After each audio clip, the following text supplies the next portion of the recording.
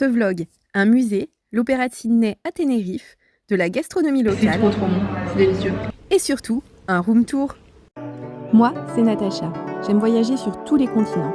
Et c'est pas une pandémie qui va m'arrêter. Je suis en train d'arriver à Athènes. Là, vous voyez le soleil se coucher. Ça y est, je suis en arrivée à Monaco. Cette fois, c'est aux Canaries que j'ai posé mes valises. Du sommet d'un volcan en activité aux plages de rêve, suivez-moi dans ces nouvelles aventures. Bonjour et bienvenue dans ce nouveau vlog. Aujourd'hui, je quitte Puerto de la Cruz pour aller à La Laguna. Je me dépêche parce que le bus va partir dans 3 minutes.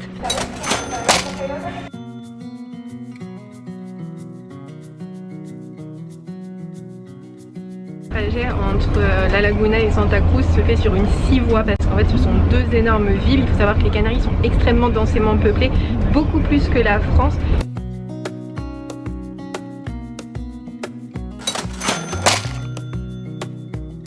Après à peu près 12 minutes de trajet, je suis déjà arrivée à Santa Cruz et je vais y passer l'après-midi.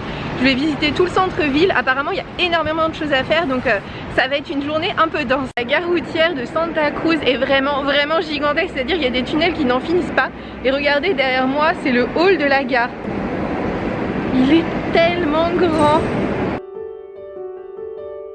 Comme c'est le début de l'après-midi, j'avoue qu'ils sont juste en train de fermer le marché. Je me dépêche pour essayer de voir un petit peu, mais à mon avis, je vais pas voir grand-chose.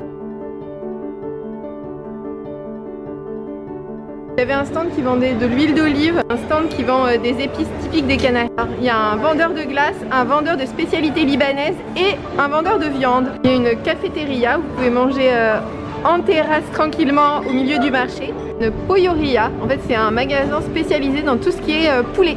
Il y a pas mal de fromages traditionnels des Canaries parce qu'ici il y a énormément de sortes de fromages qui viennent d'ici. Il y a un magasin de glace, un vendeur qui ne vend que des bonbons. Et là c'est tous les stands de fleurs qui sont au milieu. Je suis descendue au niveau inférieur. Au niveau inférieur c'est semi-couvert. Et il y a évidemment le fameux Super Dino qui a l'air d'être un peu le Leclerc local. On en trouve partout. Et je pense que c'est là que les gens font vraiment leurs courses. C'est le moment pour moi d'aller poursuivre ma visite du centre-ville. Là je vais aller vraiment dans le centre et voir un petit peu à quoi ça ressemble. Et sentir un petit peu l'atmosphère. So good to see you.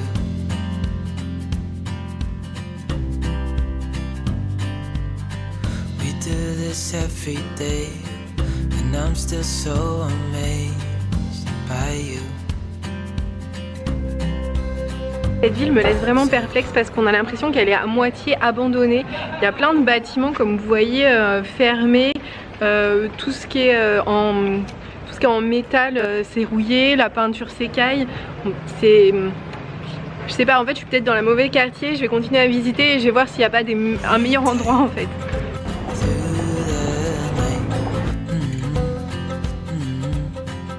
La fontaine que vous voyez derrière moi n'est pas en panne ou même éteinte. En fait ce qu'il y a c'est qu'elle se déclenche uniquement pour marquer les marées hautes et les marées basses. C'est-à-dire qu'elle se déclenche uniquement 4 fois par jour. Et malheureusement c'est pas en ce moment.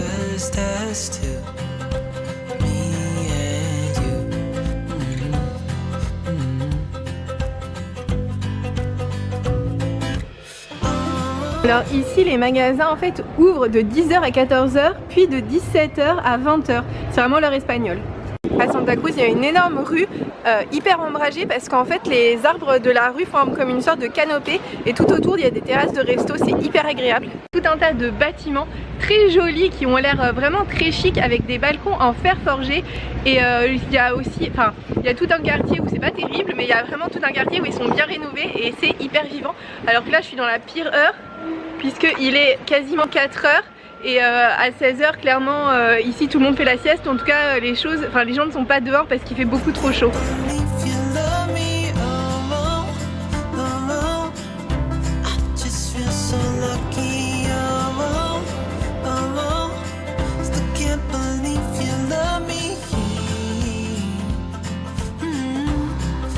Je suis devant le musée de la nature et de l'archéologie de Santa Cruz. C'est un des musées les plus réputés de toutes les îles Canaries, voire même le musée à voir. Et en ce moment, ils ont tout changé et c'est gratuit. Donc pourquoi se gêner? Ce musée m'apparaît trop bien. Déjà, il y a un audio guide. Il est gratuit, l'audio guide est gratuit, l'entrée est gratuite. Et en fait, je peux écouter les commentaires sur les salles que je visite. Et en plus, les salles que je visite, elles sont hyper modernes, quoi. Il y a des écrans partout. Là, il y a un petit effet effrayant pour nous montrer que le volcan est effrayant. On peut voir des céramiques qui datent de l'époque des Guanches. En fait, c'est le peuple qui existait à Tenerife avant l'arrivée des Espagnols. Les Guanches avaient découvert que cette pierre volcanique avait des pouvoirs très tranchants et l'utilisaient un petit peu comme un couteau.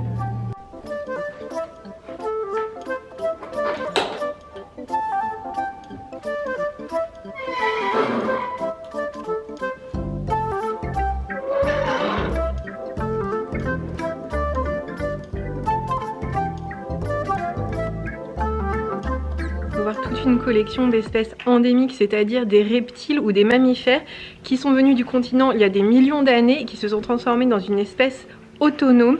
Et ce qui fait que là, dans cette salle, en fait, ce sont que des espèces endémiques et rien qu'à Tenerife, il y a 14 espèces qui ne sont endémiques que de Tenerife, qui n'existent pas nulle part ailleurs. Je quitte ce musée, je vous le conseille vraiment, l'audio guide est gratuit, le musée est gratuit, donc pourquoi pas venir y passer 40 minutes. L'audio guide permet vraiment d'aller de point en point sur tout ce qui est le plus important et d'avoir un bon point de vue, que ce soit d'un point de vue biologique ou archéologique sur la formation des îles Canaries, ce qui est plutôt intéressant quand on vient passer des vacances ici.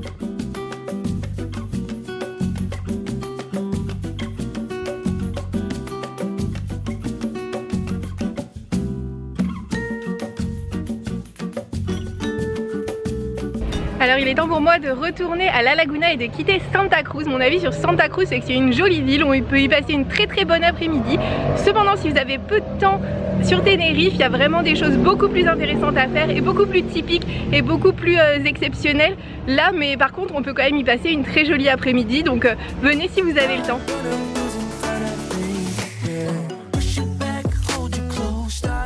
Au supermarché, je me suis rendu compte qu'au supermarché ils vendaient des quesadillas. En fait, les quesadillas, c'est une sorte de pâtisserie spéciale de El Hierro. En fait, c'est à base de fromage et de cannelle. C'était vraiment super bon.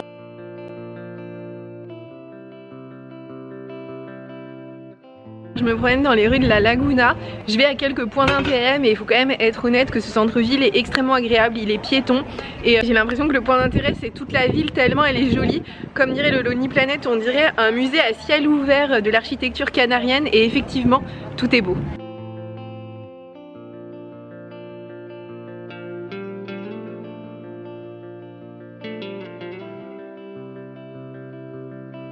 Dans le musée d'anthropologie, j'ai négocié parce qu'en fait, il ferme dans 30 minutes. Donc j'ai négocié, je reste un petit quart d'heure. Je suis entrée dans ce musée, c'est un peu du gâchis, mais en tout cas ça me permet de voir l'architecture d'une maison canarienne qui a été construite dans les années 1583. C'est-à-dire très tôt et par deux familles d'Italiens, donc en fait c'était les goûts des Italiens à cette époque. Dans ce musée, moi j'ai pas du tout le temps d'en profiter, mais en fait il expose toute la vie des Espagnols depuis la conquête jusqu'à je sais pas quelle date parce que là j'ai pas fini le musée.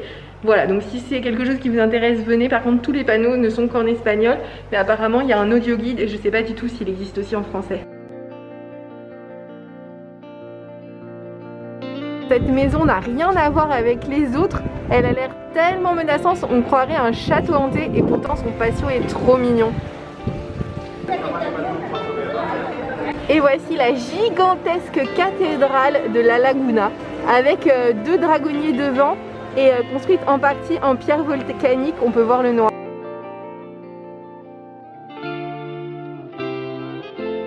Ce qui est bien dans cette rue, c'est que d'habitude on voit des jolis bâtiments mais on peut jamais entrer à l'intérieur.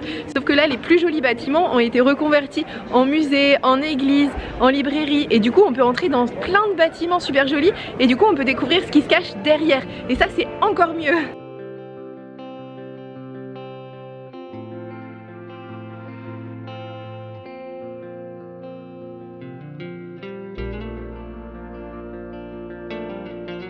Je vais dans une taberna que j'ai repérée qui est juste au bout de la rue et ils font tout un tas de spécialités locales. Je suis bien arrivée dans la taverne, je parle pas fort, il y a plein de monde. enfin justement il n'y a pas assez de monde. La première chose que j'ai pris c'est de l'almo grotté. En fait c'est une spécialité de la Gomera, qui est une île juste à côté. C'est quand même une spécialité des Canaries. Donc en fait ils mélangent un fromage à pâte sèche qui vient du coup de l'île de la Gomera, avec de l'ail, du poivron et de l'huile d'olive. Ils en font une pâte et ça se mange avec du pain. Alors j'ai plein de sortes de pain.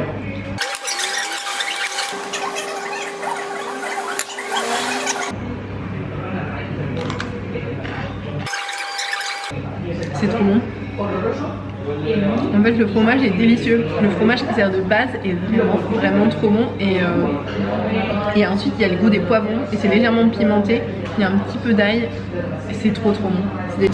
Donc après l'entrée, le plat principal c'est du queso à la plancha. En fait c'est du fromage qu'ils ont cuit avec du moro vert et du moro rouge et du miel de palme.